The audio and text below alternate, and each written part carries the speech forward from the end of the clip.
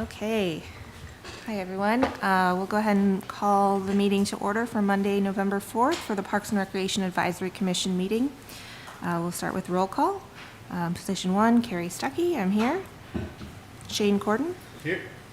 Kate Rose is absent today. Eric Dybzinski. Here. Tom Jones. Here. Stefania Huerta has a meeting, so she will not be able to make it today. And Vicki Biggs. Here. And Councilmember Marshall. Here. Okay. All right, item number 2, approval of the agenda for today. Do we have any questions about the agenda or changes? I'll make a motion to approve the agenda as written. Second. Okay, all in favor? Aye. All right, the agenda is approved. Item 3 is approval of minutes for a regular meeting October 14th. Those minutes have not been published yet. They are not ready, so we will bypass that item for this at this point. Item 4, public comment. We did have one public comment emailed to us, which was in the agenda packet. Did we have anyone present who wanted to make a public comment today? I don't see anyone, so I will go ahead and move on to our discussion items. Item A is Flintstone Park reconfiguration options.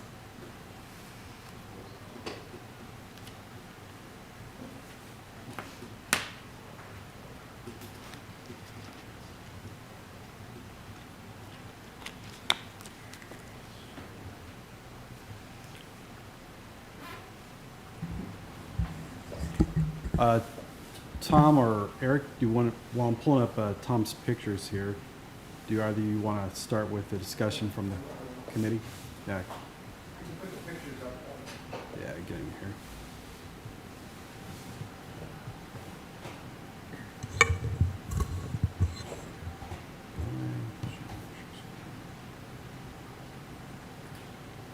Enter sharing key or meeting.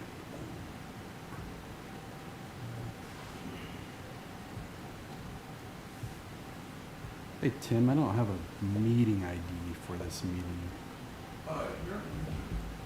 I know, but it's asking me for it to share the screen.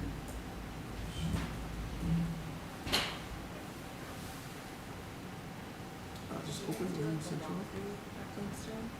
Did you guys go to Oh, I don't know if that's No, I just went down because I wanted to. it's not what I want.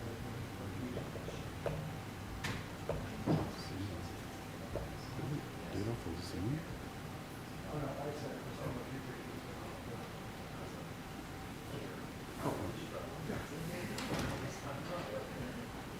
There you go. All right, thank you. Okay, we got it now.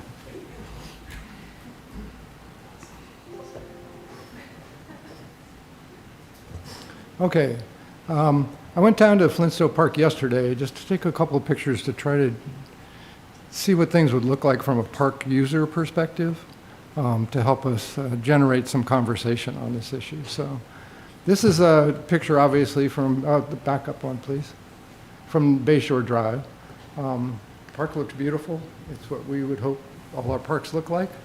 And if you go to the next one, this is entering the park from the other side, and you can see it's not nearly as attractive. In fact, it's almost ugly. So to me, that points out that we do need to look at greening up the area. At least that's my perception. So I would say, just generally speaking, anything off to the left of the path there, I would recommend it be green. Grass with maybe a few scattered trees, and make it look more like you're entering it from the other side, that you really have a quality park.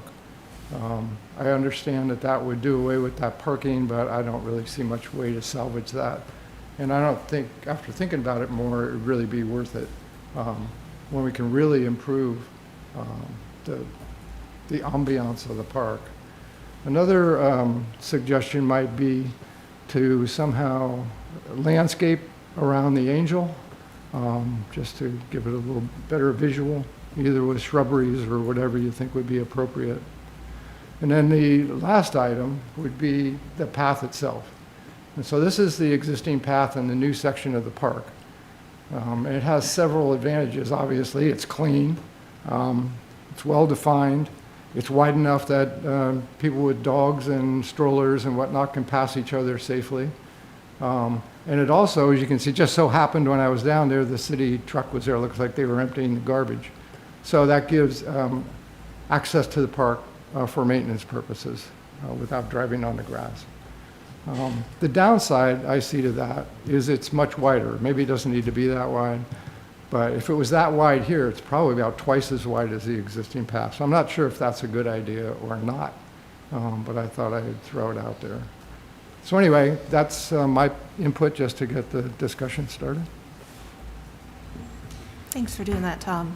We talked about this in our subcommittee meeting, and we went over several reconfiguration options, and we kind of agreed with that, removing that parking area there, but expanding the parking at the entrance so that there's several more parking spaces that still have a view of the water, but are just a little bit further back. And then removing that whole roundabout, but on the left side there, keeping just a pathway, a walking path to get from the parking down to the walking path that goes along the water. So that's kind of what we landed on in our subcommittee meeting.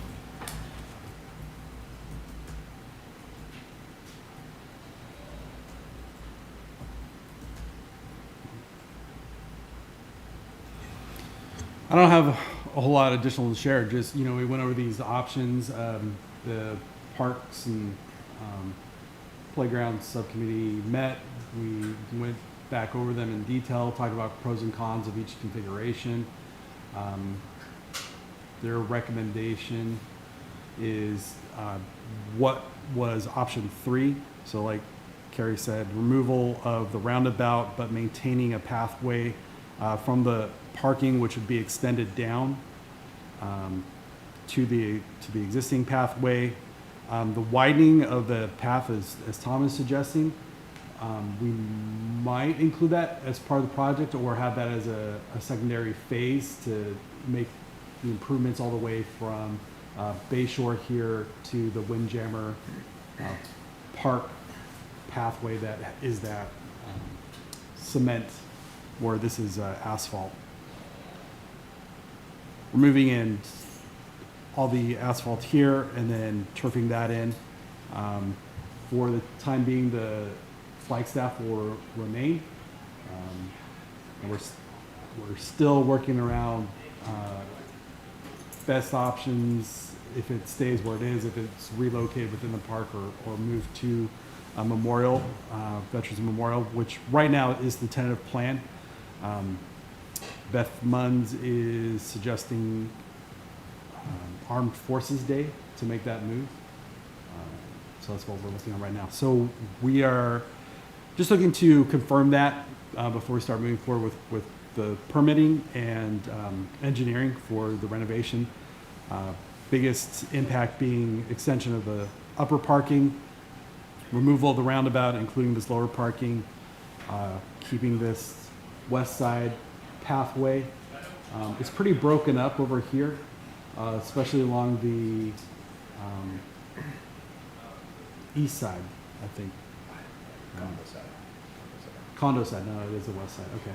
Along the west side, kind of potholed. And we do have a couple members of the public that brought to our attention some potholing a little further down here along the same pathway in front of the condos as well. So this path does need to be upgraded and have some improvements made on it. And we'll just include that, I think, as part of this park plan that goes forward. Any other further discussion, and we'll look for a motion from you guys on just... I would personally like to see the flagpole go, either be moved over to the street side or somewhere else. But I think it would highlight the Angel better. But again, that's my personal opinion. I know you mentioned last time the Arts Commission didn't seem that was an issue, but so that's my personal opinion. They still very much want to move as well.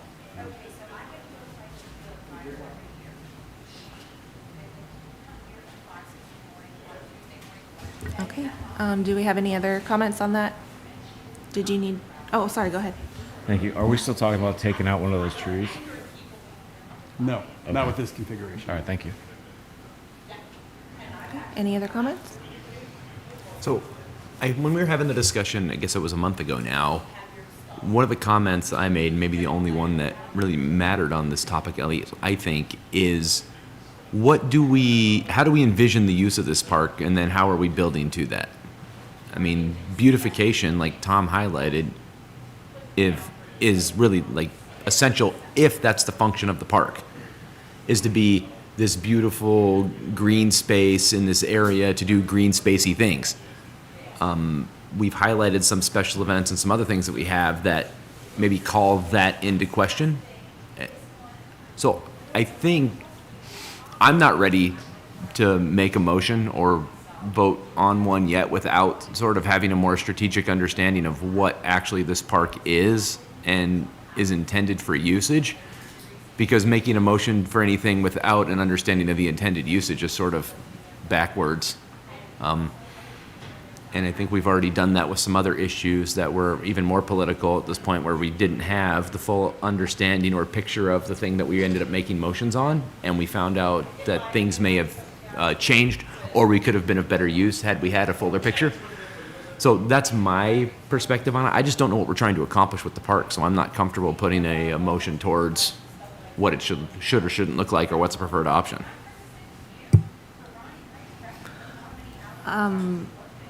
I guess I would say making it a green space isn't in conflict with the events. If anything, it facilitates having the events there, because you don't have this parking area that's ugly and in the way of things. Like, it's just one solid green space. You can have almost any kind of event there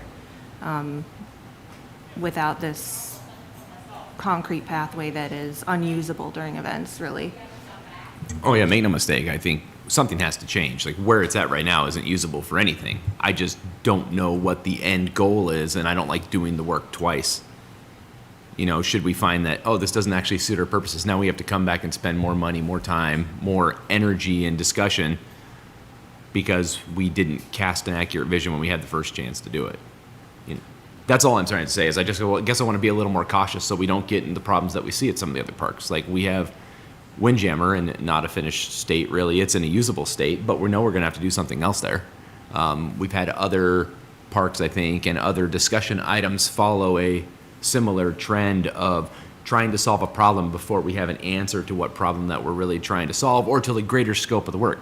Now, if we just need to do something like this right now because we've had energy towards it, we need to do it, fine. Like, I'm not trying to be a wet blanket. I just am curious what we're trying to accomplish with the space and how that fits in the total park inventory and vision before we go ahead and say this is the design it should have. And maybe I'm just splitting hairs, but this is how my brain tends to think on these issues. Either way, anything that we do is going to be a massive upgrade and improvement, and I'm still excited for that. I'm just taking pause while we have the chance to do it. Yeah, and I'll say, and Kate's not here, but Carrie is, the Parks Subcommittee has been working on that. So the vision and use, our historic use and the future vision don't really change very much. This has very much been an event space park.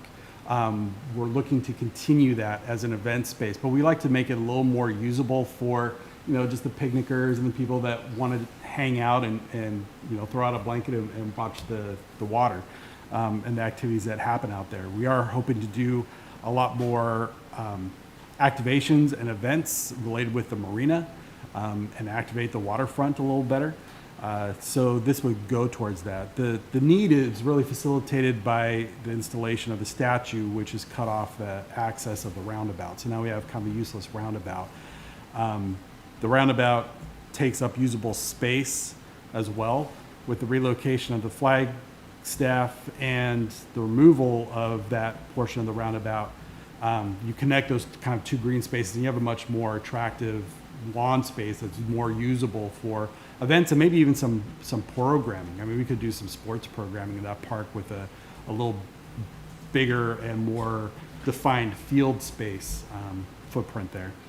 So I think that's really the current vision of it. I don't know that the Parks and Recreation Master Plan is going to highlight something that we really haven't thought about there. I don't foresee necessarily a playground going here or or a permanent sports field or anything like that. The footprint, I don't know, might lend itself to maybe a smaller, maybe a sports court, like a small basketball court or a small pickleball court or something like that. But it's kind of a large pocket park, and so like most pocket parks, it's an event space. The only other configuration I would look at maybe for this would be like a plaza space, right, for like food trucks or something like that. Maybe a sister park to Hot O'Malley or something like that. But I think as long as we have the hydros and a need for just space for some of our bigger events like 4th of July, Holland Happening, all these other kind of things that end up utilizing the park, that'll continue to be its main function. We just want to activate it a little more in between. And I guess my point, Eric, is that no matter what future use, this roundabout would need to be removed regardless. So this reconfiguration option really opens up the opportunity for any kind of event, other types of usages. I just don't think you can do much with the roundabout there. So I think that's kind of step one in activating that park. Yeah, I think that decision was made when the approval and decision of where the statue was going to be placed was put in. Yeah, and I 100% agree with that. I mean, and the park has really needed a facelift with or without the statue for quite some time. I mean, we're not talking about like 6 months or even a year. We're talking about multiple years. It's been, all the hard surface there has been in pretty rough shape. So now we have an opportunity. I'm just, again, asking the question, like in a greater strategic vision, where does it fit in with the inventory of parks as far as we have? And it sounds like there is some vision percolating as far as a picnic space that ties in, with the marina across the way, assuming that, gets improved and all this other stuff. And that's fine. Just being clear on that. And then I think highlighting that too, as we update our website with all that good work that you're doing, like, hey, this is the intention for this park when we direct people to it. And if they want to use it for events and the corresponding rental fees and usage, we have a way to direct them based on what event somebody might want to do. That fits. We put, the right events in the right spots for the right fees, for the right time, and for the right image that we want to project, rather than, not think about all those eventualities. And I'm not saying that they aren't. I'm just saying they haven't been communicated clearly that that's what we're doing. I'm sure in your subcommittee you've already thought about it and talked about it all, so it's not all coming out. And forgive me for dumbing it down, I guess, and asking those questions. I just have a question. In your subcommittee, you talked about the walking path from Bayshore in that parking area down there. Was the intention just to make it a walkway for pedestrians or to make it larger for vehicle? Not for vehicle usage, but for people who are parking in that upper parking area, a walking path, especially for people in wheelchairs or walkers or strollers, things like that. So they have a accessible path to get to that main walking path, I guess. Okay, so that'd be fairly narrow, and I would agree with that. Thanks. But that gets back to the question that Councilmember Marshall asked, as far as, are we going to remove a tree then to have a place to get the vehicles in easy if we went with something like that, right? Are we talking about the path on the west side, or are we talking about the path on the other side? The intention for if any vehicles needed to enter through the park would still be, we would have,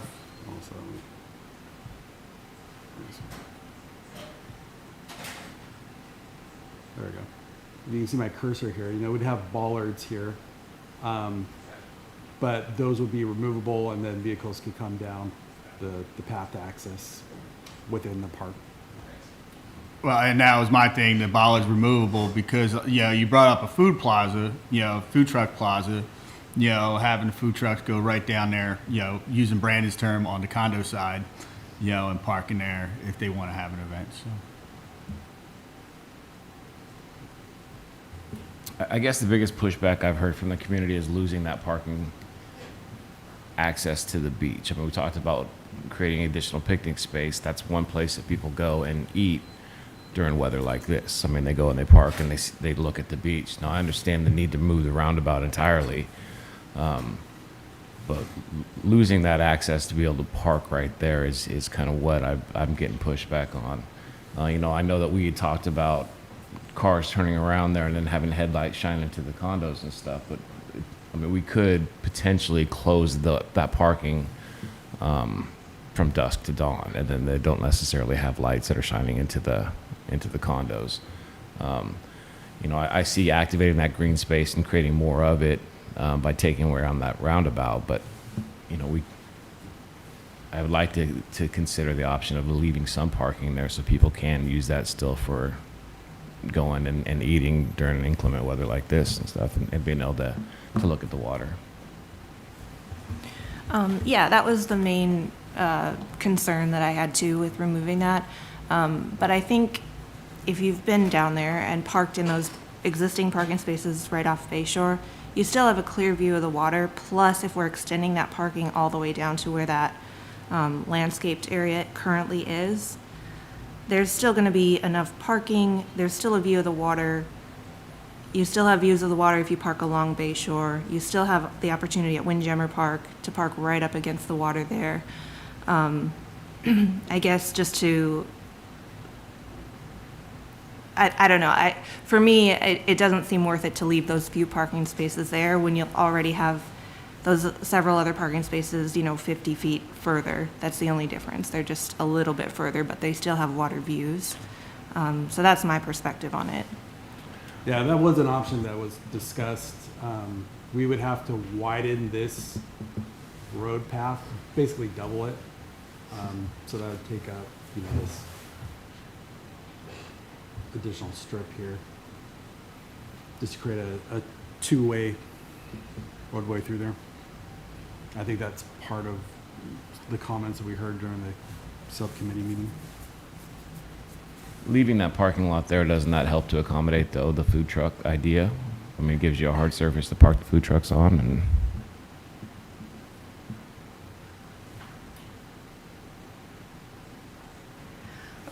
Personally, for me, if there was a food truck event, which this is just, a something maybe happening at some point type thing, I could see them parking along Bayshore and the people getting the food and sitting in the park and eating in the park rather than having the trucks come onto the park and taking up that space.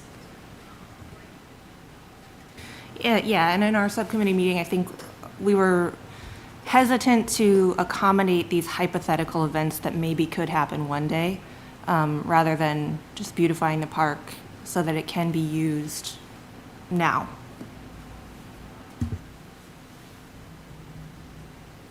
Is there any other questions or comments on that one? Well, I think green and parking aren't necessarily mutually exclusive. You can do grass tiles. You can do all kinds of stuff that allow for you to have a combination of both and make it for seasonal parking. And you accomplish both things. In the longer days, if we want to have parking out there, or if we want to use some of this other stuff, you can do some of that. Now, does it mean kids are going to go, play tackle football on it? No, but is that the intention of the park anyway? I mean, I know that when families go, I've got 3 boys and a daughter that's tougher than all of them. And when we have a picnic or something like that, yeah, some of that stuff happens, but they're also the same knuckleheads are going to go wrestle around on the driftwood or on a pile of barnacles on a rock. They're going to get cut. I guess my point is we can do both and allow for something that's more solid, that handles vehicle traffic, but also is green as well and isn't totally miserable to the idea of picnicking and some of that stuff. There's compromises, I guess, is what I'm suggesting. I like your Potential. thought process. I would highly recommend against the green tile thing. I've done it several times and it never turns out the way landscape architects show you it could be. It just ends up being the cinder block, kind of a look at the end of it. Yeah, I've never done it near the beach where it'd probably be much more difficult. I've done it in other places in the country where grass thrives a little better.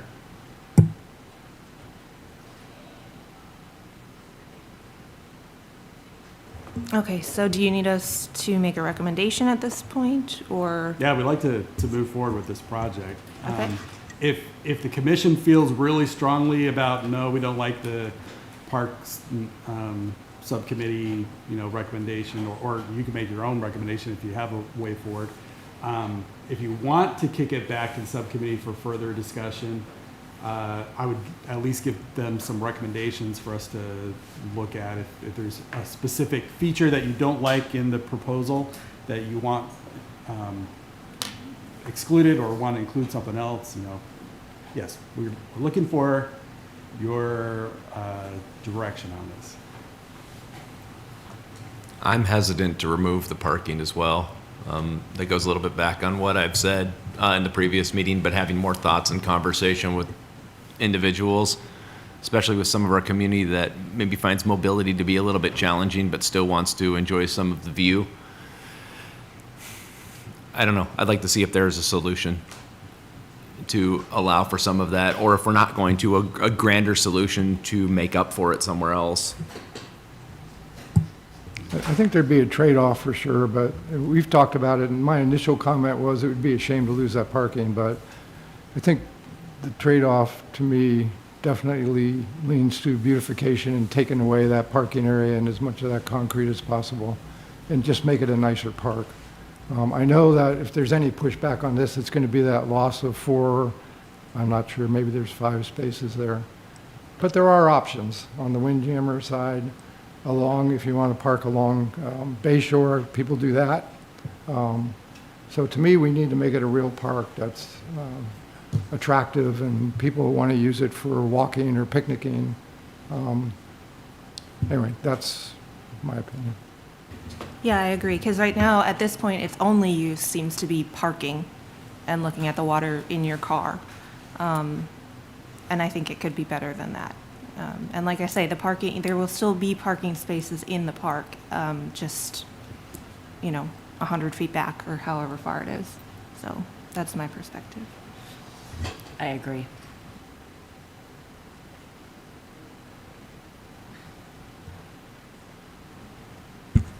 So I'd like to make a motion to pass the plan that the subcommittee recommended. I got a comment. So the parking up that's staying, that's pretty much straight in parking. Is there a possibility, a compromise of angling it to where it's more facing out into the harbor? It does angle a little bit right now. I don't know if you can see that. But yeah, we can have it a little more angled in parking. The only thing with doing the angle in parking is we just need to make sure that there is good clearance for them to make that turn to back up and then exit out this way rather than going in towards the park when they back out, right? Okay, so we still have a motion on the table. I second Vicky's motion. Okay, all in favor? Aye. Aye. Okay, so that's 3-2, so that motion passes.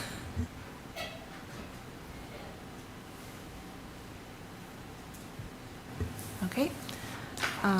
Our next discussion item is website updates. Maggie's not here, but I had met with Maggie on Friday. I had updated all the descriptions of all the parks with all the amenities listed. We've got pictures of every park, and so she is currently working on that. There's been a little bit of a hiccup with layout, but I believe she sent something as a sample. Tim, did you get that?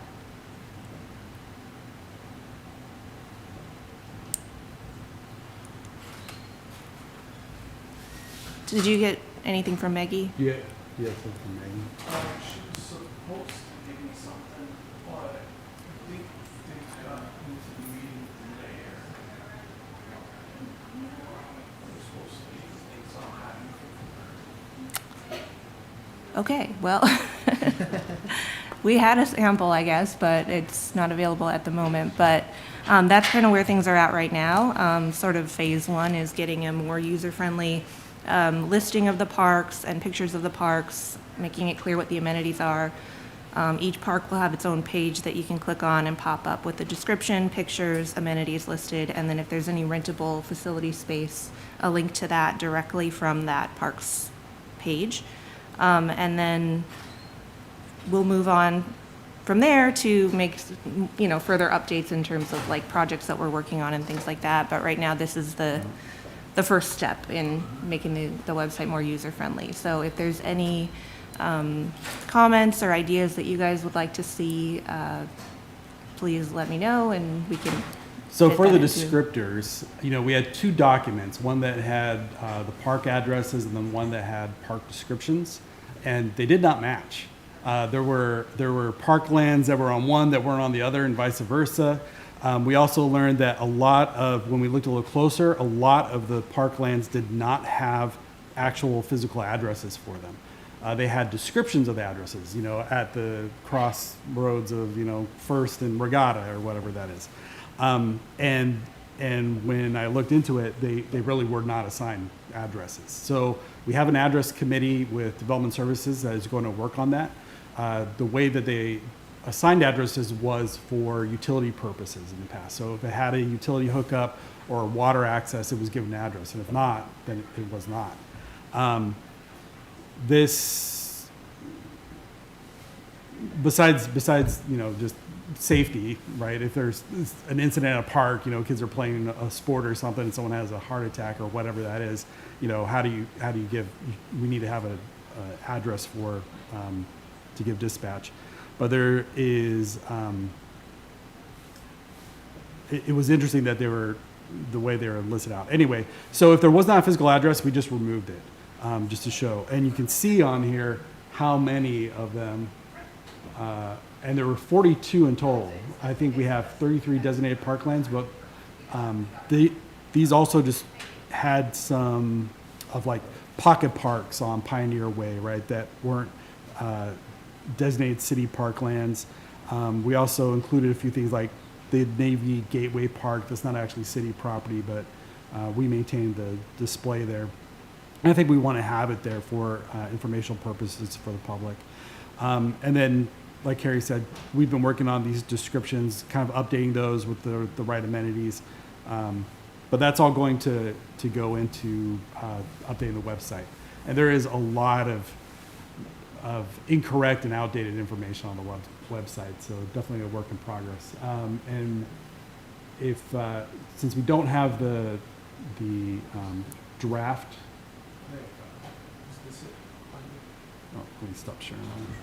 Yes, that's, I guess, sort of, yeah, that's a really rough draft, but yeah, so there, it'll say, along the side there's the menu options, and so it says City Park would be one menu option in the blue list there. You click on that, you get a drop down of 4 different categories, regional parks, community parks, neighborhood parks, and pocket parks, and so then those are categorized appropriately. When you click on each of those categories, then you get a drop down of the list of each park within that category. And if you click on one, it would bring you to a page similar to this, with the name of the park, a description of the park, amenities listed. There will be photos of each park, and then where that arrow is pointing, there will be a map insert with the exact location shown of the park, and then any information about rentable facilities within that park with a link to click on that would bring you right to Civic Rec. So that's kind of where we're at with that. I have a quick question. Is there going to be, and maybe I'm making this now more difficult, but is there going to be kind of like a map of Oak Harbor that is a clickable for the park, so you know what is around you rather than, is this a pocket park or is this a? We can do that, yeah. We need to update the city parks map. I hadn't thought of making it clickable like that, but that might be something that is possible. I can ask Maggie about that. But we'll definitely have a city map with each park shown. And then I'll talk to Maggie about making it clickable and see if we can do it that way too. We'll show you an example of what we want to get a little closer to. What's the link for that? Where do you get to it from? Let me just show my screen here.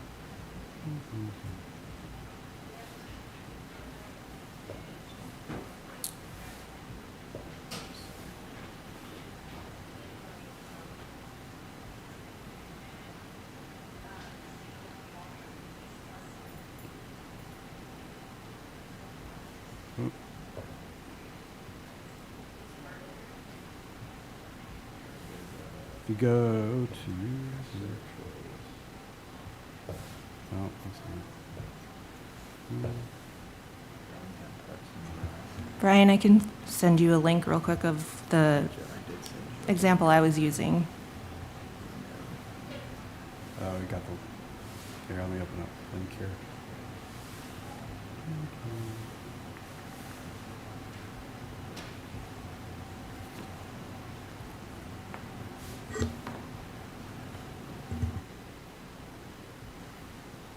Share screen. So this is City of Bellingham and their park guide. So they have kind of a table here with the listing out the amenities at each of their parks, right? You can go and click on one of them, track pictures, and has kind of a description, shows the amenities here.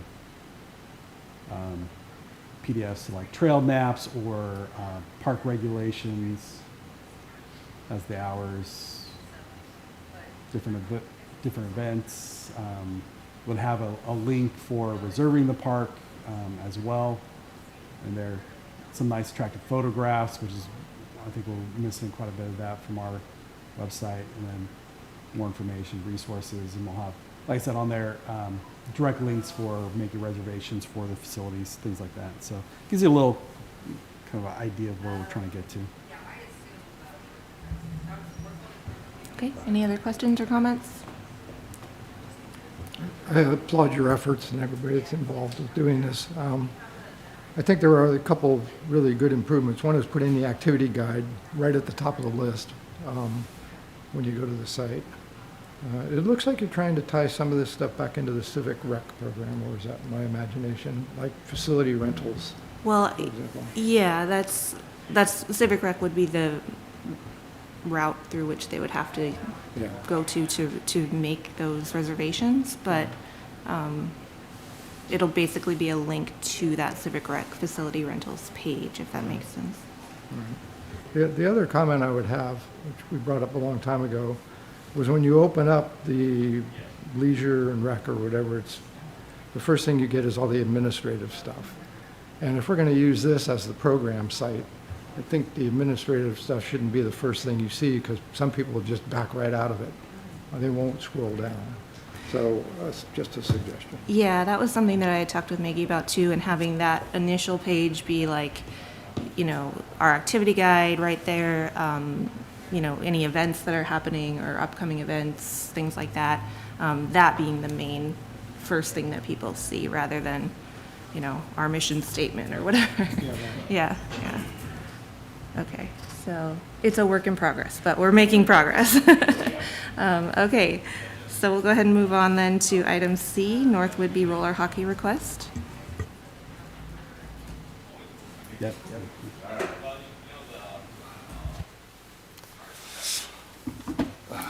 Pardon me, I'm a bit new at this. My name is Ed Moran. About 2.5 years ago, I started over at the Roller Barn, a group for playing roller hockey. Started out fairly small at first, but grew into a pretty good-sized group. Any regular night, we would have anywhere from, 5 to 10 kids or more. Our adults group was a little larger, usually about 10 to 20. We played one night a week on Wednesdays. Due to some reconfigurations at the Roller Barn, it just no longer really suited the purpose anymore. So since about February, we haven't really had a place to play on a regular basis. We've done some, little drop-in things here and there at the parks. Particularly, I believe it's Rotary Park right behind the Chamber of Commerce there. Just trying to stay out of the way of people. It's not necessarily designed for it, but, if there's, nobody using the pickleball courts there, it's a suitable place to play. We're still looking to try and find a more permanent place. I'm just looking to see if the Parks and Rec or the city is in a position to be able to assist with this. Again, we had, over 2 years, we had grown from, about 4 people in total to, again, anywhere from 20 to 35 people in a single night. Sport of hockey is getting, a lot more popular here with the Seattle Kraken in the area. There's a number of other junior teams also along the I-5 corridor, ice programs, etc. throughout. But as we don't have an ice rink, they are considerably more expensive. Roller hockey is a fairly cheap alternative. So I, a while back, sent Brandon a little outline, kind of just going over what our goals are for this. I don't know if that's been forwarded on. It may have. So.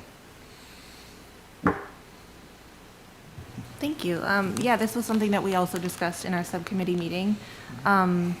Vicky, did you have any comments that you wanted to bring up about that?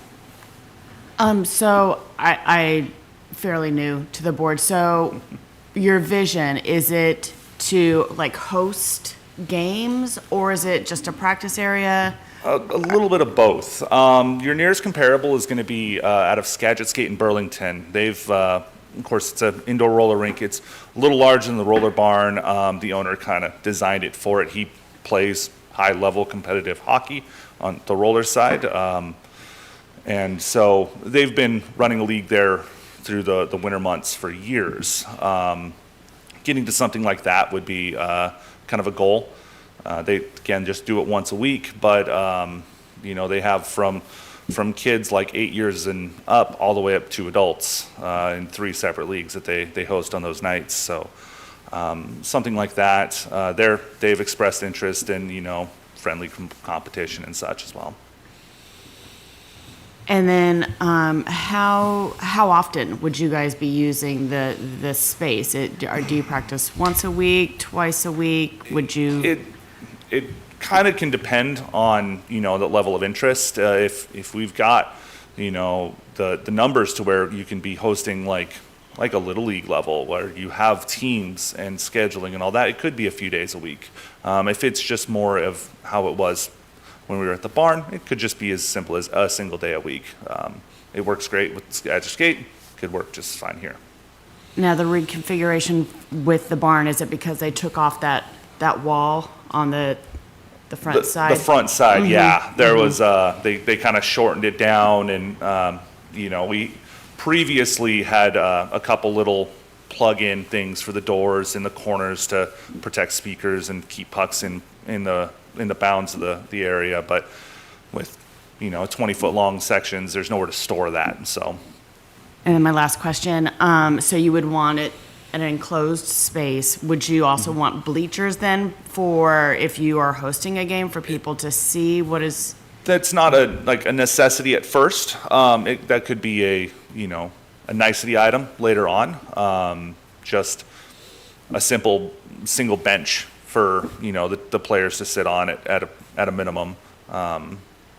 Usually, rinks like this don't have like the big glass boards that you see, on the TV and whatnot. It's usually just a waist high, so you don't always want spectators super close. But you can corral them behind like nets or something that can sit out there. So.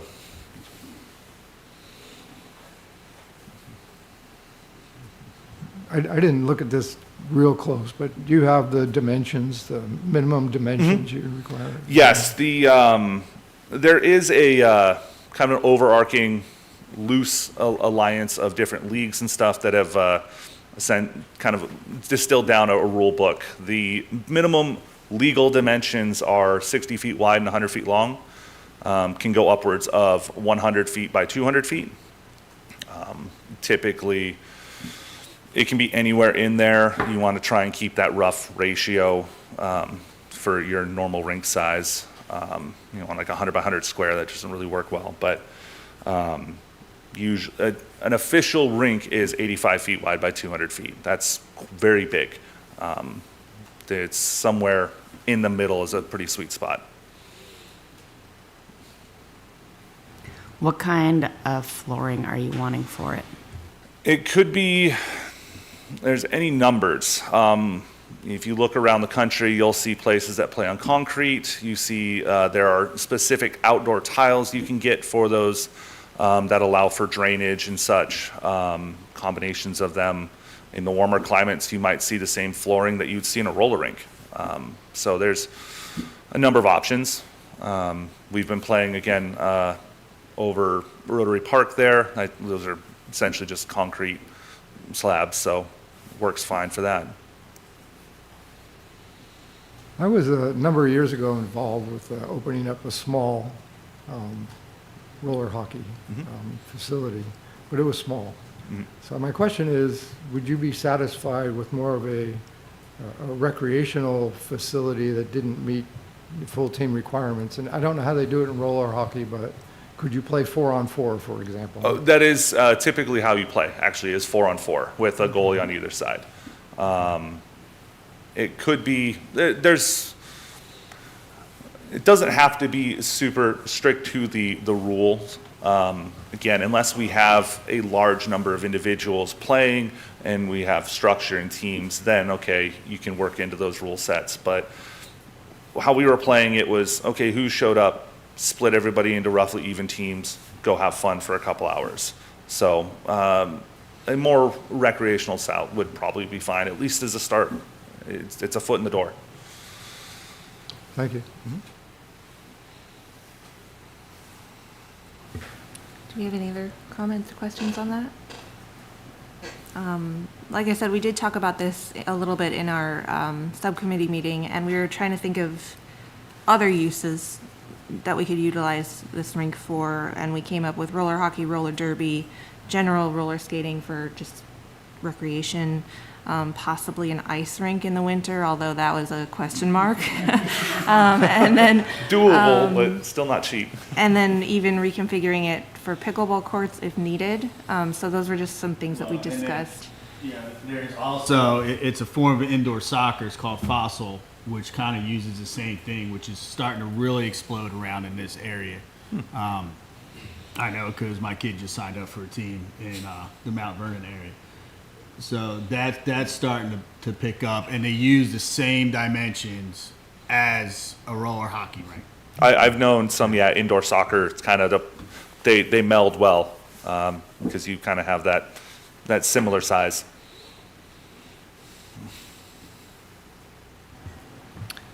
So Ryan, do you need us to make a recommendation or take any action on this right now? If you would like to make a recommendation, yeah, I don't have installation of a rink in any of our capital project planning. It's something that we can include in the Parks and Recreation Master Plan study. I think they're looking for a facility probably a lot sooner than what would probably be 7 to 10 years out. So right now it's just not even on our radar. So if this is something that you feel like is the priority and what we want to look at, we can start exploring it, look at funding options and locations. The site next to the skate park is kind of an ideal location, right?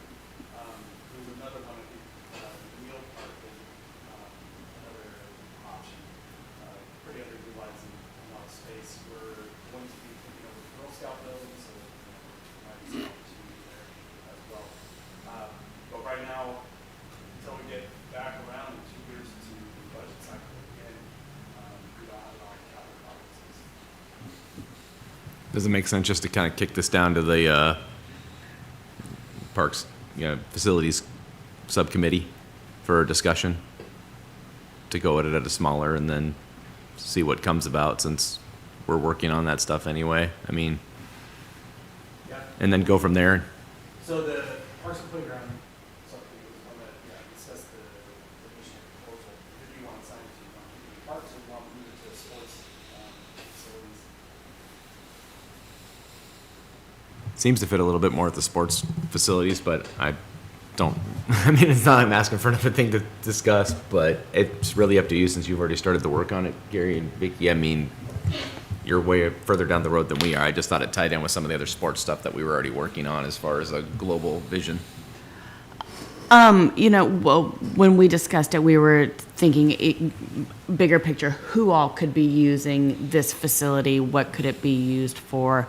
And it does all kind of go towards a sports theme. So I have no problem with it getting kicked over. Carrie? Yeah, I agree with that. I'm fine with that. So we'll push this to a subcommittee meeting for facilities. Yeah, I mean, I think that makes sense. Sports land, we can discuss it there, and with all the other stuff that we're working on as far as rejuvenating and re-envisioning how I think sports fields and courts and all that stuff are done. Okay, you just want to make a motion formalizing how you want to go forward with that then? Is your organization a 501c3? Yes, we are. Okay, and what kind of fundraising mechanisms do you have? How, I mean, what kind of skin in the game are you guys gonna have? We haven't had much. We formalized as a 501c3 late last year, over the summer. Had done a small initial amount over the winter to satisfy our philanthropic premise. We gave 2 local area folks $250 grants. They play ice hockey off island, so it's just to assist them. We've discussed with some local business owners, have had some small sponsorships with them. We've got commitments. We haven't pushed forward with them. There's nothing to put the money towards at the moment for raffle items, things like that. One of my members has season tickets to the Kraken that we could auction off. Other, small ideas for gift certificates, things like that. Just trying to keep it local. As we were at the barn, our overhead costs were fairly low, so we were just trying to, help people out that were in our area, get them into the game, get them equipment as needed, as well as our philanthropic option. So we feel that we could probably fundraise a sizable amount if the goal was there. It makes it easy to say, hey, this is what we're aiming for. Please donate to this cause. Here's, what backing we have. Here's our means to get there. But as of currently, we don't have all that much going. Again, we don't have anything to put it towards. So I'm not going to go ask people for money and just have it sit in a bank account unless there's an end goal for it to go towards.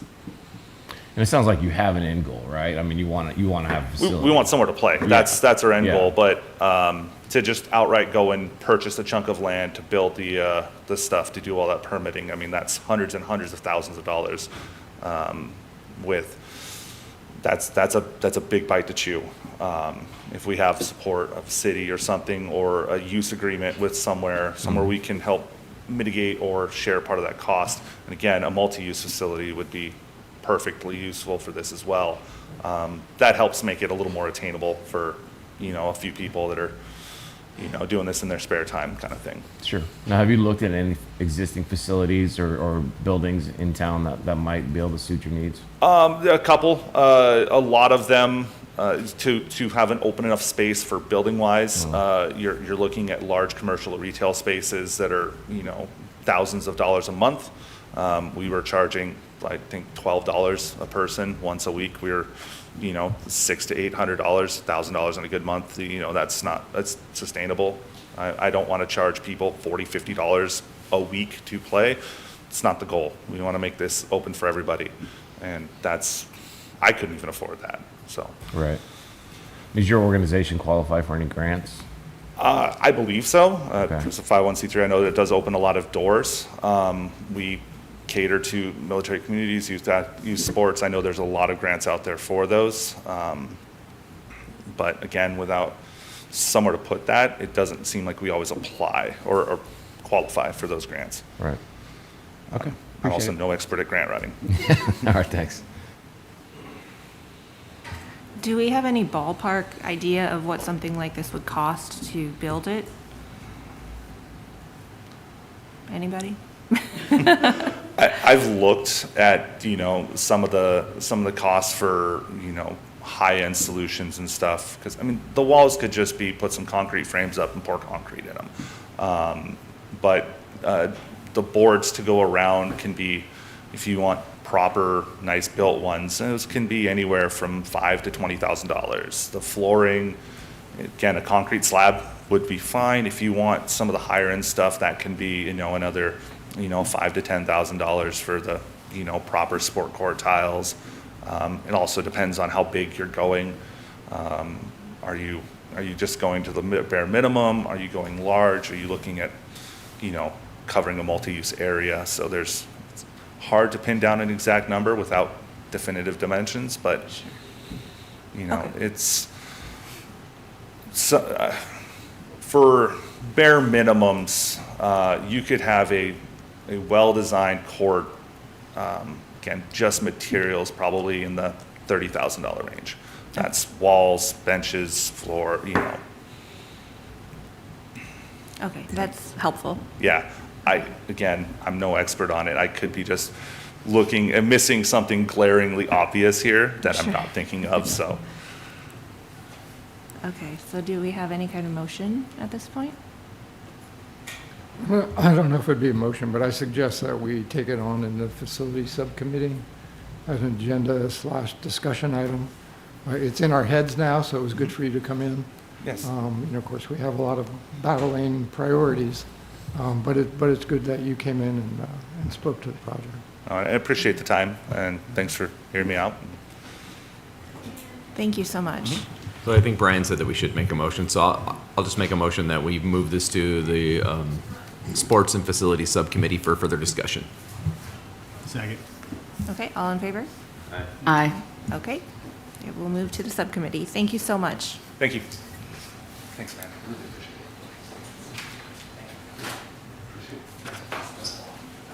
it. Okay, so we will go ahead and move on to item D, which is fee schedule and budget changes.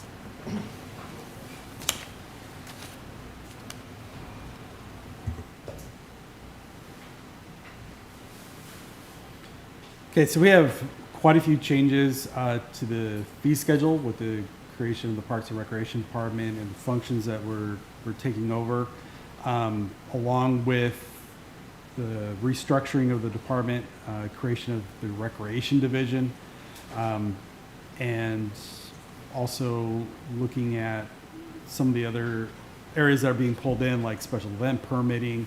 There are a few things on here that are not included on here yet. We'll be talking about updates for the park impact fees, which is assessed through development permits. We pulled all the divisions in under Parks and Recreation, Schedule G. Senior Services was done as an addendum to the master fee schedule previously. So we are putting an ordinance to revise the code to reflect recreation and facilities within a holistic Parks and Recreation department. Do you guys see that all right? You want me to make it bigger? You could make it bigger. I can't really see it. You can always make it bigger. I can move over to Yeah. the notes if we need to. That's better. Yeah, email copy would be great too. Yeah. So each of these fees are reflected by code, which sets the authority to assess those fees. One of the big changes, especially around recreation programming, is going to be having a range. Gives us a little flexibility, but also allows us to create new programs without having to go back to council every single time to set a fee for that. Brandon, you want to talk through at least the park facility portions? Sure. So we've changed up the rental rates a little bit for the facilities and the kitchens. Windjammer was originally $50. The kitchen A and kitchen B and C. Kitchen A is a single kitchen. B and C is a half kitchen on the west side. So $50. Whenever we looked at the comp studies from cities around, that it was low.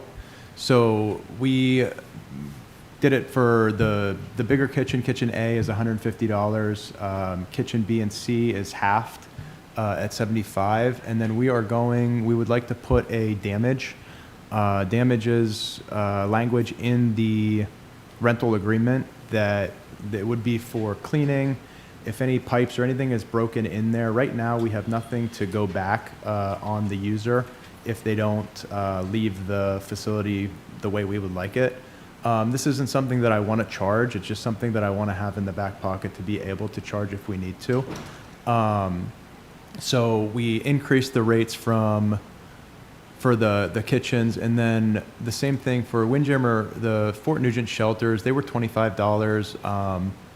that just seems, it seems very low. So we doubled that to 50 for Catalina Park as well. It's a pretty view down there. It gets used for weddings and other events. So that was increased as well, doubled to 50. And then Smith Park, Flintstone Park, those are two that are a little more run down, not as often reserved. So we just kept those at 25. Did we want to go down to? So league rates, this has been difficult. So we are proposing hourly field rates for baseball, softball, soccer, and football, as well as adding basketball courts, tennis court, and I threw pickleball in there with the assumption that we will get that in the next coming years here. So the field rates, they are based off of everything around here, what people are charging around us. And these are, the recovery for this is, we were trying to get back the $8 or the $9 a participant that we were charging the leagues. We're trying to not lose any money off of that. So that's how we came up with these rates. We also added in for clinics. So we've got a baseball clinic there. We've broken out the recreation soccer versus the soccer selects.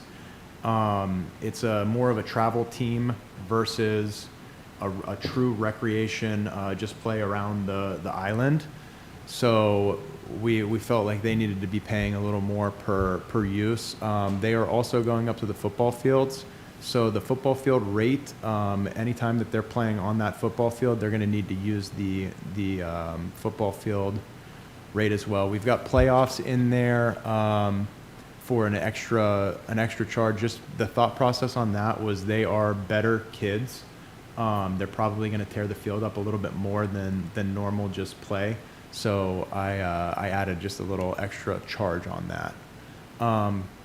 Paid football clinics. So all of these clinics are all paid. So this would be if you run a clinic through your organization, that if you pay $100 for the year for the league, and that includes 2 clinics, then those rates don't apply. That is just going to be your standard field rate. But if you are charging above and beyond, so you have $100 for your league rate, and you have a paid opportunities for weekend clinics, then that weekend clinic is whenever the paid opportunity above and beyond the league is whenever that clinic rate would come in. We never had anything for basketball, so basketball, tennis, and pickleball are all added on there. Like I said, those are comparable to places around the area. There is a fee generating rate that we are proposing, and that will be for the best example of this would be like a yoga teacher. So if they would like to do yoga in the park, we've got the non-resident yoga in the park for an open space is $10. Because you're doing business out of the park, that would automatically add another $10 to your rental, so it would cost you $20 per hour for an open space in the park. So that's just another way to get more money back.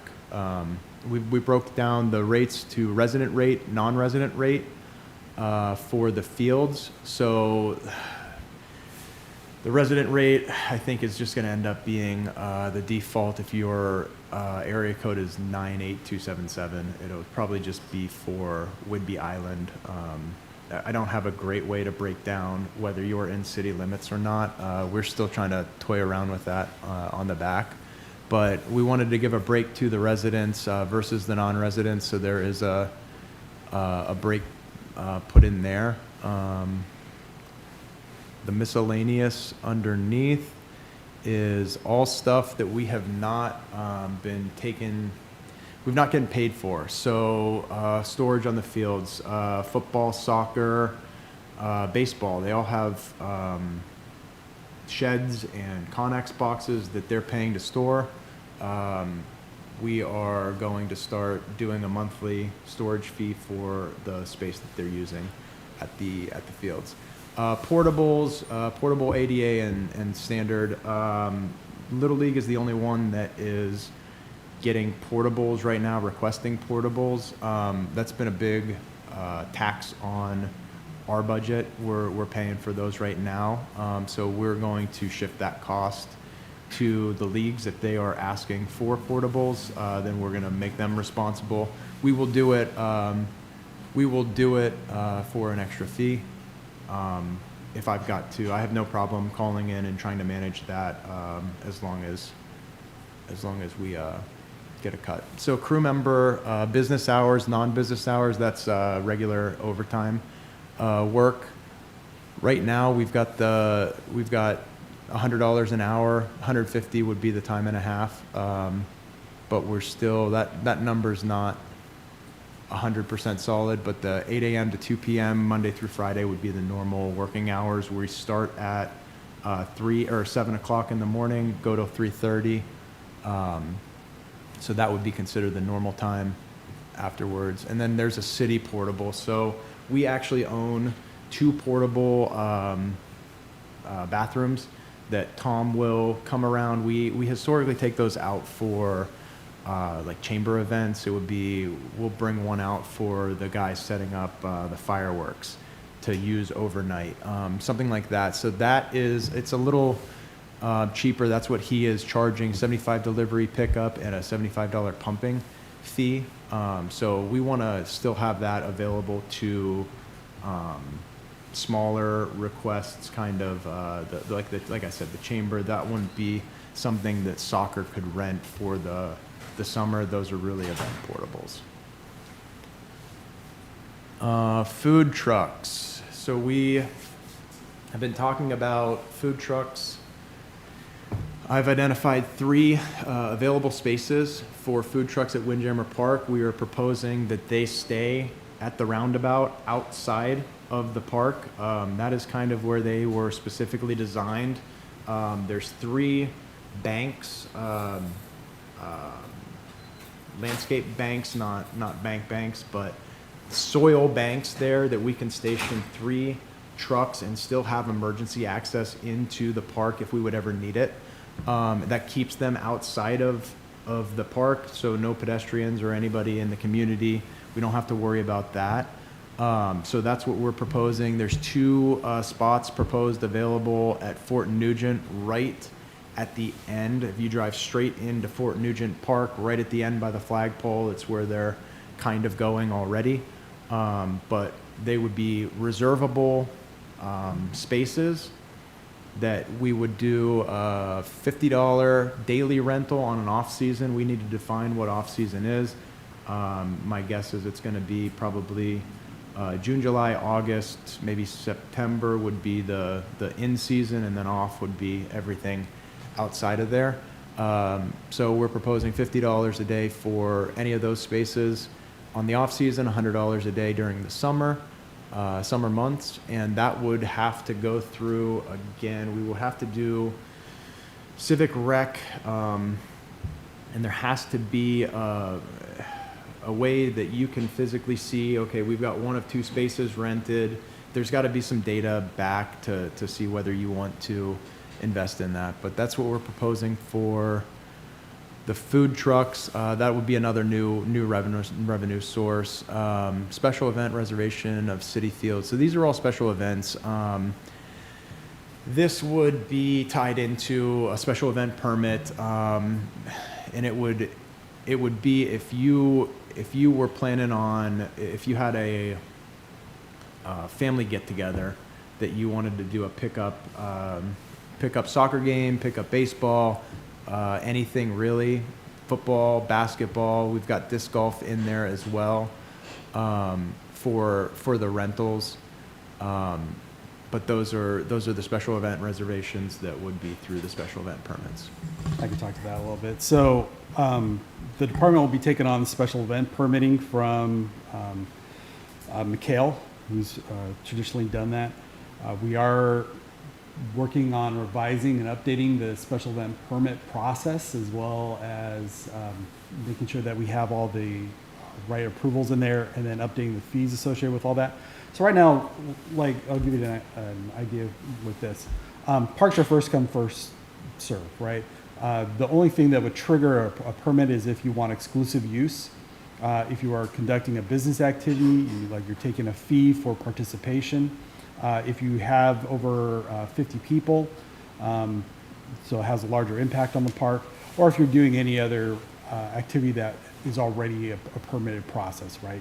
If you wanted to, if you have something that has amplified music, for instance, or you want to serve alcohol or whatever, something like that. We have a fee associated on with that. The recreation program, so this is fairly new. Senior Services had some programs listed and listed out specifically by class. So now we have these, since we have a large range of programs and are increasing that, we listed as a range here. So like you see here for class fees from $500 to $300, and then referencing the activity guide for exact rates, which will be updated on a not quarterly, a seasonal basis. So tri-yearly. Most of these rates have gotten a little bit of a increase. We haven't increased the senior service rates for quite a while. We're trying to keep facility and any kind of activities that would be more of a sponsored type program, like for older adults, right? Programs that would service at-risk youth or kids with a disability, different things like that. We will try to have those supported through grants and other alternative revenue streams. We don't want to put the onus necessarily on those families for those kind of activities. Let's see here.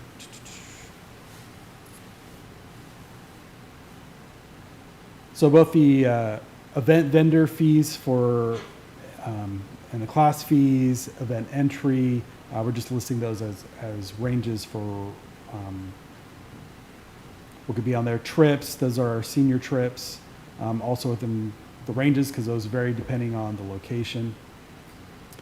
Cancellation fees we've set at a set $10 for eligible cancellations, and then we reference that policy also. Is listed in our activity guide as well. Event sponsorships, we'll be going after sponsorships ranging from $5,000 to $20,000 for like a title sponsor for various events. And I have an update on events when we get to the director updates. And then facility rentals. So we simplified this a little bit and made it a little more up to date. And the thing you need to understand is we looked at a lot of different factors here. So we looked at the methodology. How are we assessing fees? What are our costs? We looked at how other municipalities around the region and area were assessing their fees. Where do we fall within that market? And also, what was their cost recovery? So we will update our cost recovery model with the Parks and Recreation Master Plan. But we found right away that we don't function as an enterprise fund, right? There is a public good and service to what we do. We are trying to get a little more higher up in our cost recovery, but to give you an example, and I gave this to council at the last workshop. So when we assessed what our costs are for like the school district or Fort Nugent Park, just the lower fields, right? So for the soccer field area, it costs the city roughly about $75,000 to maintain that. That's irrigation, it's maintenance, it's working with the leagues, staffing costs, mowing activities. To run that facility, about $75,000 a year. We get just from leagues a couple $1,000, right, in league fees. So obviously we're not going to recoup anywhere near 50% cost recovery, let alone 100, right? And of course, the leagues aren't, while they are the predominant users of that space, there is also some public use of that space. We have our Fort Nugent Flyers Club that operates RC planes, and we have an agreement with them. And people might go out there and just play a game of pickup soccer or whatever. That's fine, as long as it's not a fee a business activity or they need exclusive use of the space, first come, first serve. So, so while we do consider, okay, well, what are our costs, kind of just to understand that, we really have to just place ourselves, where are we in the marketplace and where are you falling in that? So along with our fee schedule, if I have it down here, yeah, over here. This will just be for council's information when we present it. We'll show what the old fee was, what's the increase from the old fee to the new fee, the percent change. And we'll have some talking points around the justification for that, but there is definitely a lot of scrutiny around, okay, where we are in the budget. Mostly we're just doing the budget differently with program performance budget this year. And so the way that that's being reflected and bringing senior services into the general fund, there's a lot of narrative that needs to happen around, okay, well, why do these numbers look this way? And really it's mostly just changing things from one fund to another fund, but it does cause red flags and scrutiny around it. So we want to make sure in everything that we're doing, we're talking through it so everyone understands what's changed, what's the actual impact. Is it just an accounting reflection, or is there actual increase here or not?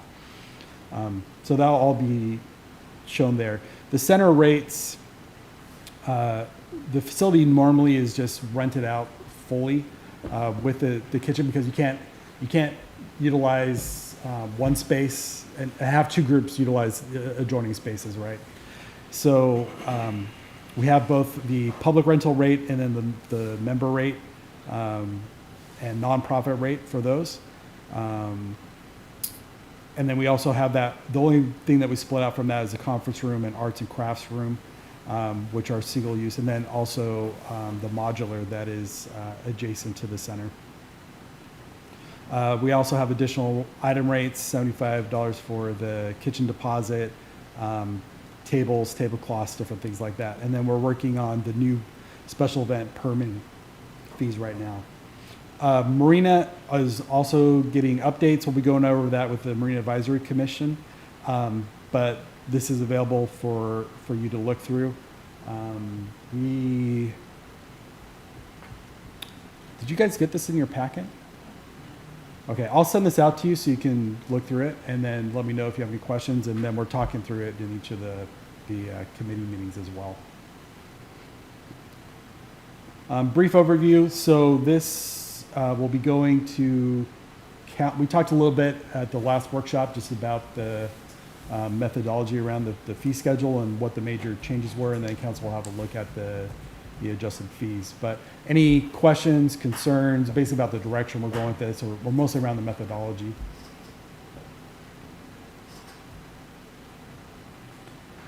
I'd say the biggest changes is going to be going from a per participant to an hourly rental for leagues. And we'll talk with the leagues about that.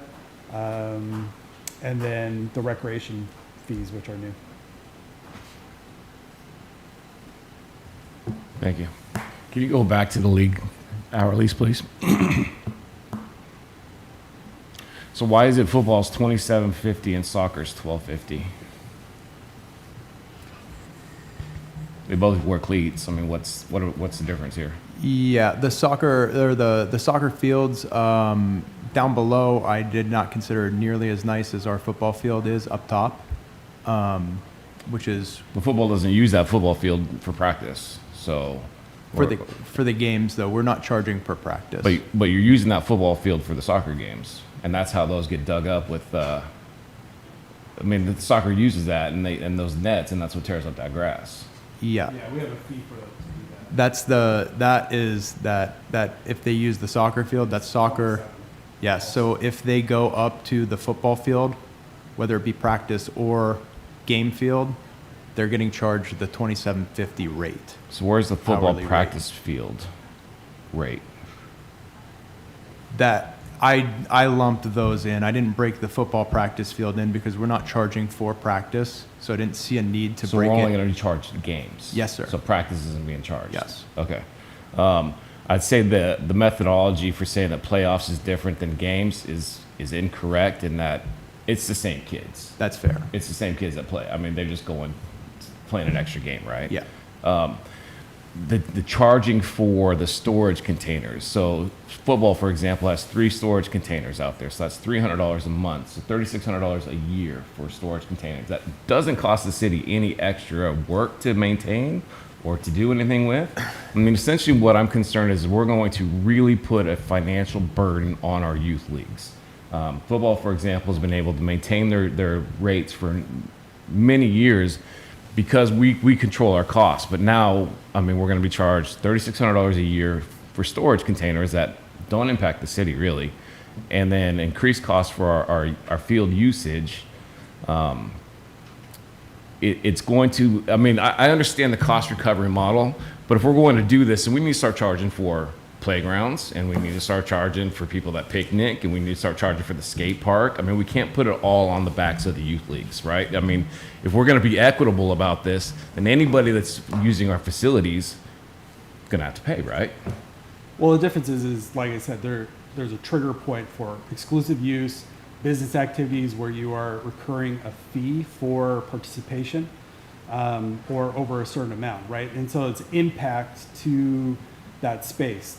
For the playoffs, the reason that we had that a little higher is that I think there's an expectation, and also we want to provide a little bit of a nicer space and have a little more attention done, go and make sure that the fields are just a little nicer, put in, some additional restrooms if needed, just provide like we would for any like playoffs for the baseball fields or anything like that, right? There's usually an ask of, hey, can you guys just make sure it looks real nice for these playoffs? So we put a little more attention to it during that time. For the storage facilities, that's pretty standard practice for cities to charge, a space for someone to have a structure on public land that is being utilized for the league's benefit, right?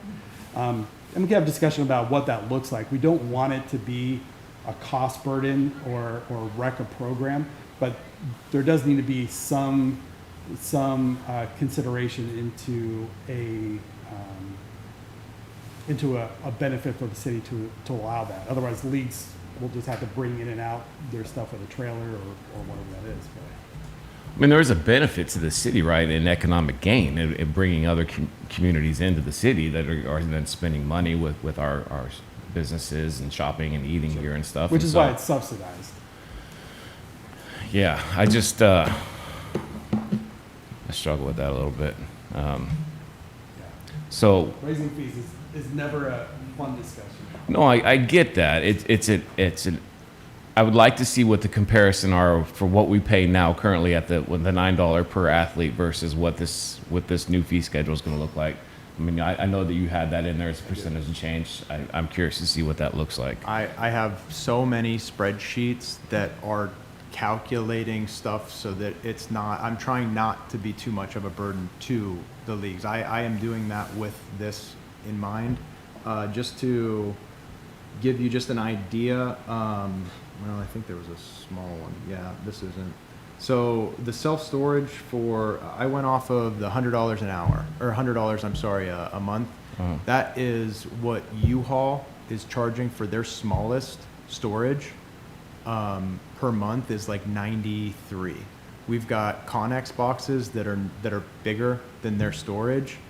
That's where I pulled that number from. The number is not hard. It's not like set in stone, but that's where I went out to what they're charging at the U-Haul rate and tried to do something similar. The space that you're provided or with your Connex boxes is much bigger than that space that U-Haul is providing. That's what I tried to use for a comparison. U-Haul owns and maintains I that, get that. right? It's We not had to apples buy for the apples. Connex I get- boxes yes. and such. You're and so, absolutely right. So we already have a cost incurred with having to do that. Yes. So, yeah, I'm curious to see what those comparables are, percent changes and stuff. So, thank you. Okay, any other comments, questions? Do you need any action from us? No, like I said, this is just a first presentation. We'll go into the nitty gritty and get into the weeds in the committees. A little easier to look through the numbers and all the spreadsheets together in that setting. There's a draft that will go to. We're still working through all this. We're still plugging in numbers and massaging this. A draft will go to council. We'll get their feedback on it, and then it'll go for approval. Okay, and you'll email this to us? Yep. Okay. Yeah, we'll send this out Thank to you. you. Perfect. Okay. So then I guess we'll go ahead and move on to item E, subcommittee updates. Didn't have one for the facilities. This one. Okay, so there was no facilities. We didn't have a events and programs meeting because this meeting is early, so that hasn't happened yet. So the only subcommittee is Parks and Playgrounds, which we talked about.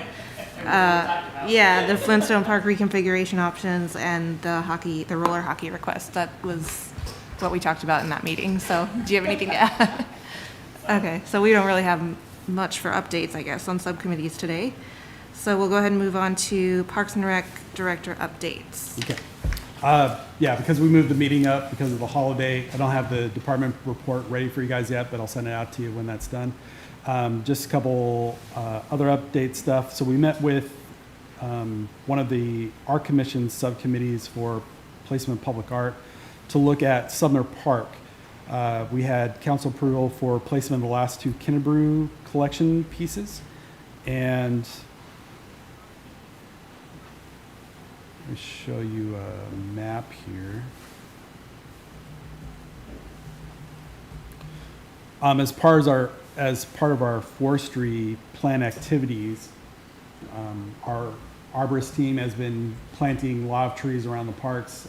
We had trees here right behind the sign that were damaged in a windstorm previously several years ago. And they were removed, and we have since replanted trees here. This was also where the Three Totems statue was going to go. So we went and looked at this space this morning in the rain and wind. And I think the plan is we are going to place that art piece here in the middle along the roadway. We have a number of trees that were put here as part of the Arbor Day event with the school right across the road there. Up here.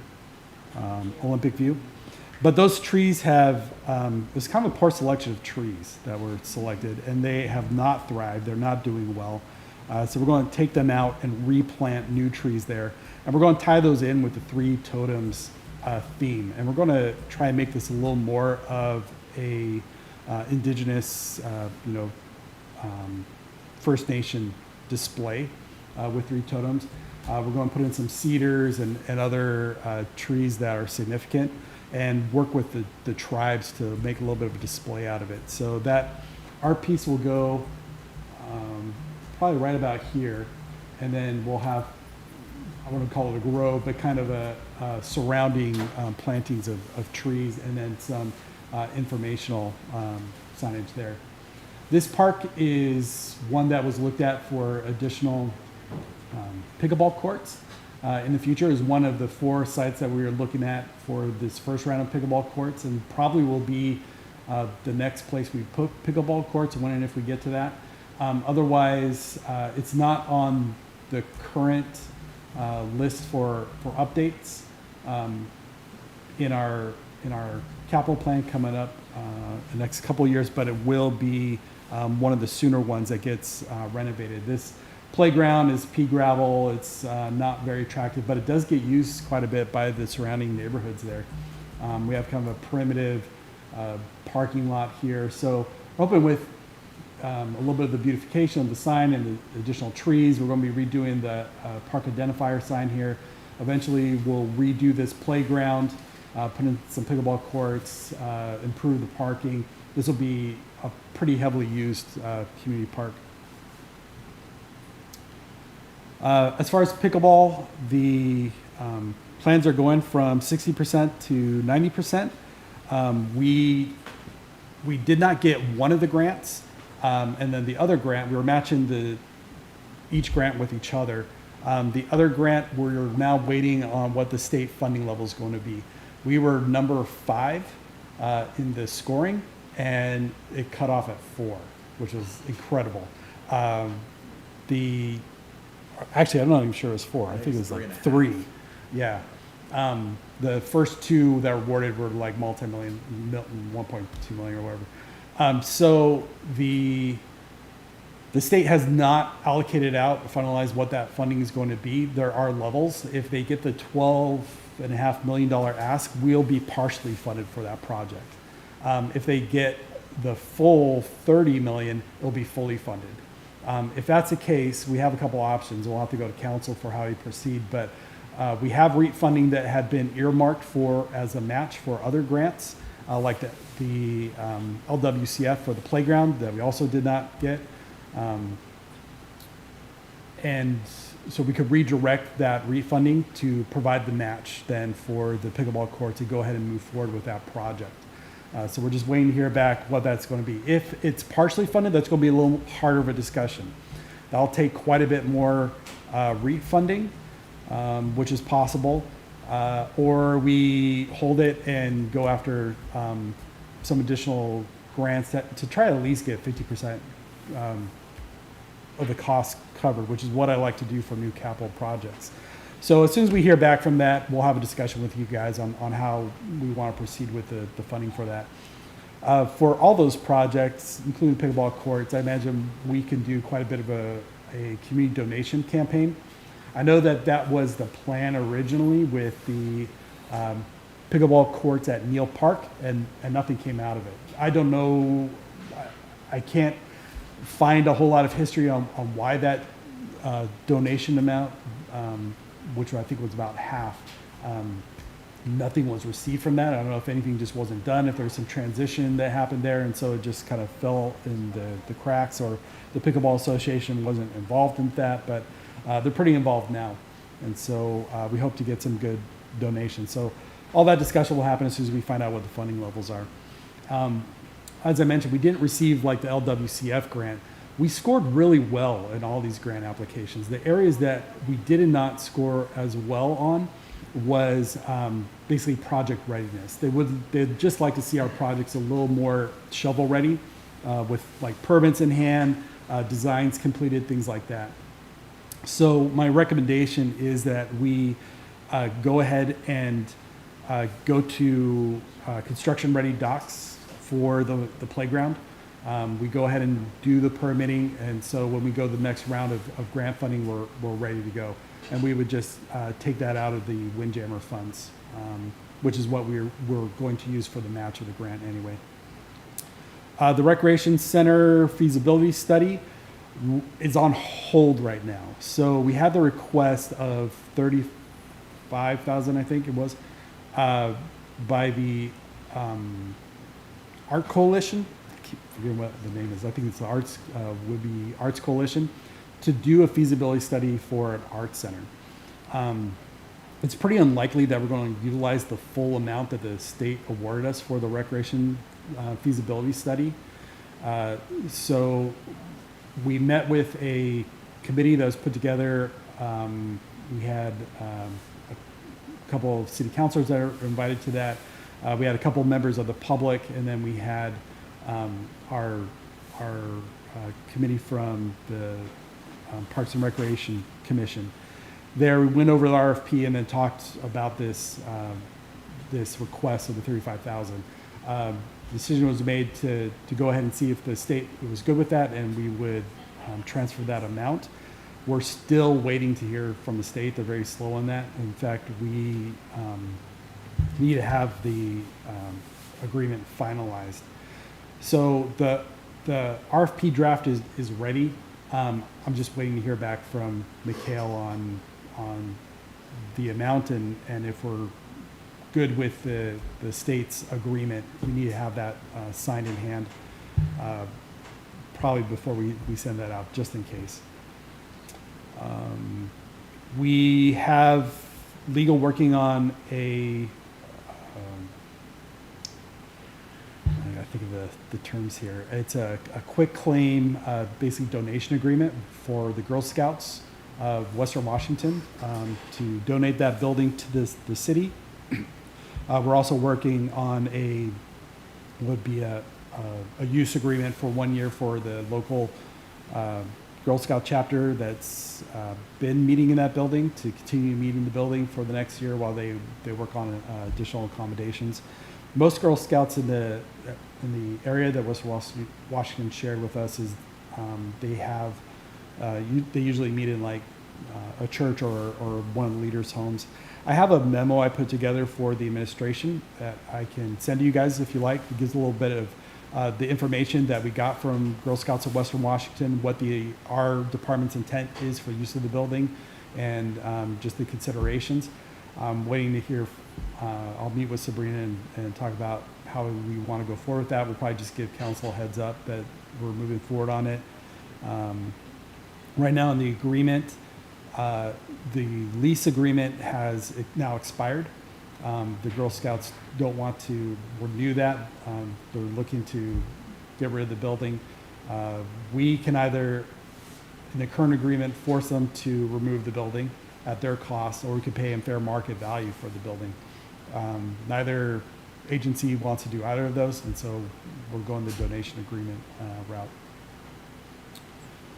Let's see, we already talked about the department's taking on the special event permitting. This takes pretty much a whole Friday for McHale every week, and then additional meetings and a lot of phone calls, especially during the summertime with events. So with some move around of some of our staff in the department, we have an open position. We're looking at restructuring and putting in a department admin. As a new department that's never done, we're about the only department that doesn't have an admin. So we would have that position take on a special event permitting as well as other administrative functions. And then looking at how we do our recreation program assistant position. Basically, we're just looking to continue to reduce our costs and see where there's areas that we can be efficient with our staffing costs, and especially in supporting areas that are revenue generating. We have our forest management plan proposals for the RFP that have been received. We didn't, I'm trying to remember if we worked with a specific subcommittee on that RFP. I don't think we did, and so I didn't have any of you assigned for the review panel, but just want to throw it out there. If I think we would only need one, if one person wants to sit on that review of those proposals, so we can select a firm to do that master plan with. Any volunteers? I'll go ahead. Eric? Okay. All right. Sandra will send out those proposals with a scoring sheet, and you'll just score that individually, and then we'll get together as a review panel to make a selection. LTAC, the city awarded $25,000 to Whidbey Island Marathon. They also awarded $17,000 for the Chalk Fest, which would happen next year, that the Arts Commission is working with to bring that special event here. $10,000 was awarded for Operation Score and Explore, and might have Maggie come and talk a little more about that at a future meeting. So this will be focused on marketing for tourism and sporting events and special events for the city. And then $5,000 was awarded for special events. So that's in support of the new events that Liz will be putting on this year. I think we have a total budget that we put together at $15,000. We made that fairly conservative. We'll be going after sponsorships as well. I'm hoping to do quite a bit more than just 3 additional events. I think those will be our anchor events, and then we'll do additional activations, especially around the shoulder season, looking at things like food truck rallies and some maybe movies in the park or some other smaller events like that as well. So that will go to council for approval in November as well. Like I said, when we get the department report together for council, I'll send that out to you guys so you can look over and just let me know if you have any questions. Great, thank you. Go ahead. questions about Sumner Park. I think for me that was the first I'd heard sort of this idea, and then making that sort of a indigenous heritage memorial park kind of thing.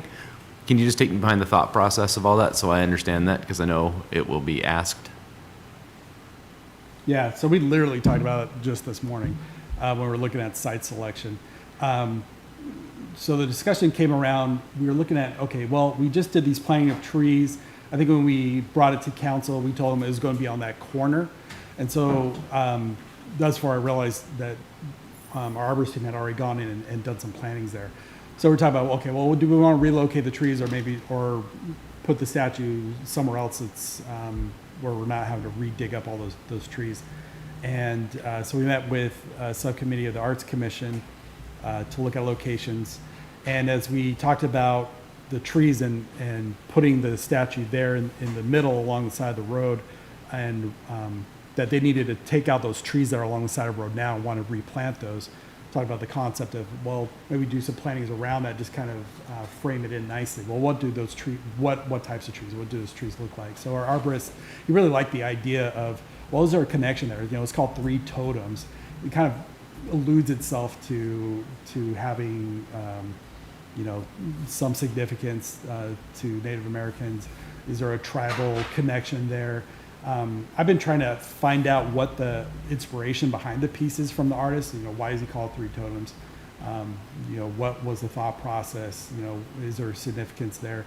I don't know if there is a whole lot or not, but I suggested, you know, we can put some significance there. It'd be interesting to do something like that, especially if we want to be purposeful in what kind of trees we planted.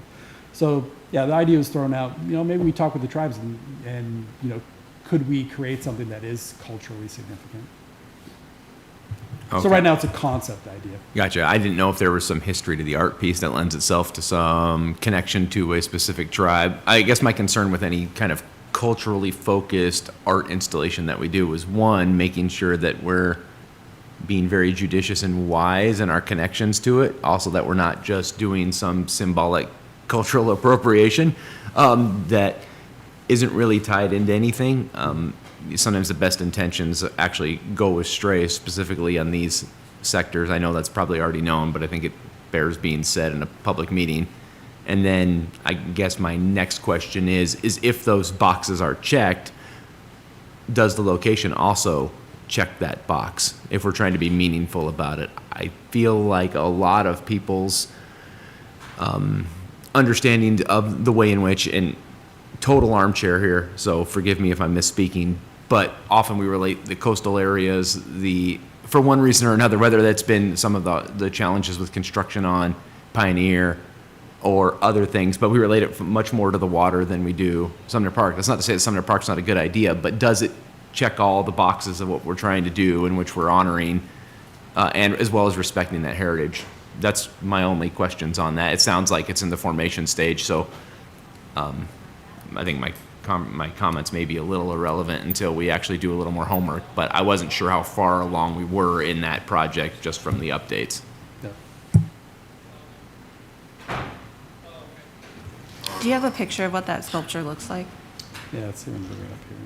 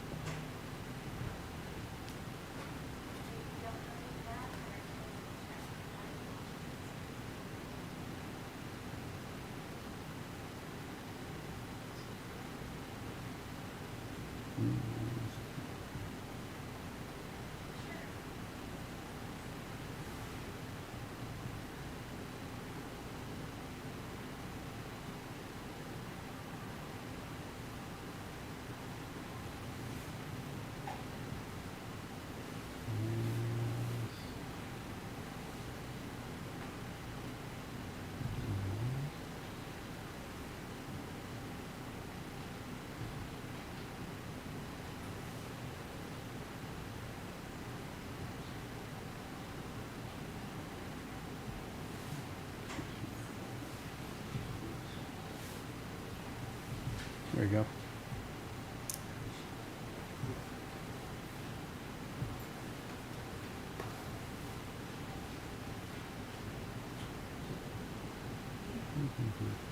So there are three individual kind of pillar-shaped pieces. So there's three of them. You see one of them back behind there. They're planned to just have a patina, rusty look, and then they'll be placed in some sort of artistic fashion by each other, right? Okay, thank you. Any other questions, comments? Go ahead.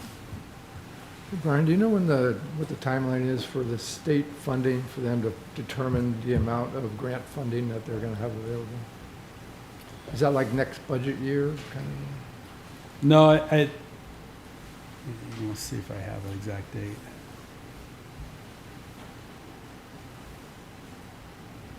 Let's see here.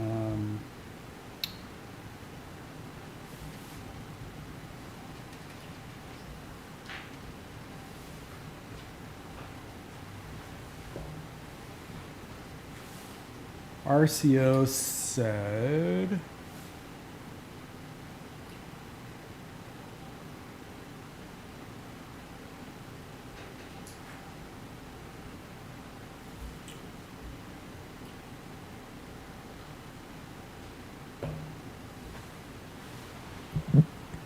let's see. RCO is requesting an additional 31 million in our budget for COAF in the upcoming legislative session. Prior legislature had made a statement of intent to budget at least 12 million for COAF, but that does not guarantee that that will be reflected in the upcoming budget. Depending on how much the legislative budgets for COAF, your project could be either partially funded for 232,000 or fully funded for 800,000. We should know more about funding availability by around late next April, when the legislative session wraps up. Okay, that's good. So we will have our design fully completed, we're expecting by the end of January from our phone Yes, call. correct.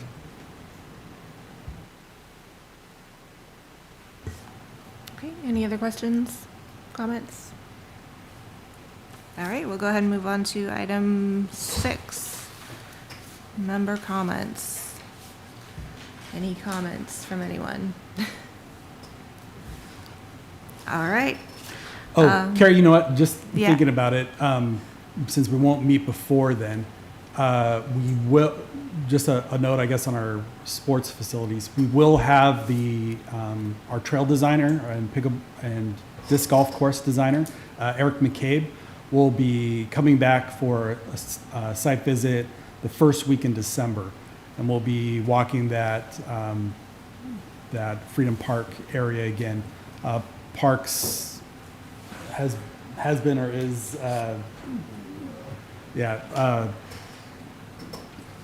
trailblazing out some access trails to make it a little easier to walk around.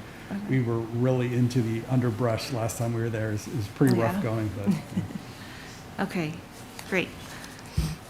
All right, any member comments? All right, so then we've got item 7, determination of future agenda items. Do we have anything at this time?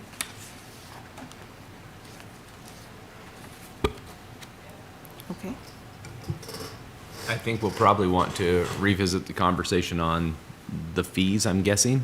I think there'll be some discussion, and then maybe we want to come back to that with any changes or other thoughts that may happen, or brainstorming in between now and then, based on some pushback and concerns yeah, that we and saw. that's why I said we'll do that in the subcommittees, Okay. because that'll go back to council before we come back as a Oh, commission. okay. Yeah. hopefully by next meeting, we'll have website updates to show. So I'll write that one down. Anything else? Okay, if there's nothing else, we will go ahead and adjourn the meeting. Thank you, everyone.